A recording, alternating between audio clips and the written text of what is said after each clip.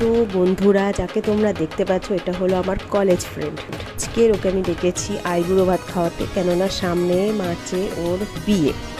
তো এই কারণে আমার বান্ধবীকে আমি ডেকেছি আমার বাড়িতে।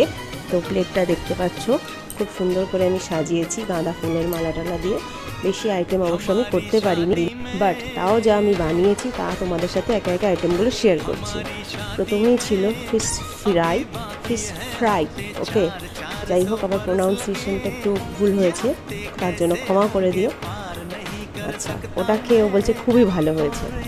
তারপরে যেটা ছিল সেটা হচ্ছে ফ্রাইড রাইস। এর আগের বার ভিডিওতে আমি ফ্রাইড রাইস বলেছিলাম বলে একজন কমেন্ট করেছিল, তো যাই হোক, ফ্রাইড রাইস। তারপরে হচ্ছে কিনা পনির আছে। তারপরে ছিল হচ্ছে কিনা তারপরের বাটিটাই ছিল চানা মশলা। তো এক এক করে খেয়েও রিভিউ দিচ্ছি। ওর রিভিউটা আমি ভিডিও করতে পারিনি, মানে ভিডিও করেছিলাম বাট ভয়েসটার একদমই ভালো আসেনি, এই কারণে আমি পরে আমাকে ভয়েস দিতে হচ্ছে। তো তারপর ছিল চানা মশলা, দেখতে পাচ্ছ ও টেস্ট করছে।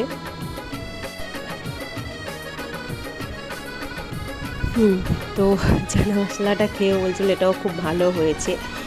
আর তারপরে নেক্সট যেটা ছিল ওটা হচ্ছে চিলি চিকেন। ও বারবার বলছিল পনিরটাও আমার খুব ভালো লেগেছে। আর চিলি চিকেনটাও ও টেস্ট করে দেখছে, ওটাও বললো ভালো হয়েছে। বাট আমার মনে হয় যে ওর চানা মশলা আর পনিরটাই বেশি ভালো লেগেছিলো খেতে, আর ওদিকে ফিশ ফ্রাইটাও ওর খুব ভালো লেগেছিলো খেতে চিলি চিকেনের থেকে। তো নেক্সট যে আইটেমটা সেটা হলো পায়েস তো সবারই ভালো লাগে খেতে, ওরও স্বাভাবিকভাবে ভালো লেগেছে। আমি বেশি আইটেম করতে পারিনি, তাও আমার যতটা আমি পেরেছি চেষ্টা করেছি ওকে করে খাওয়ানোর।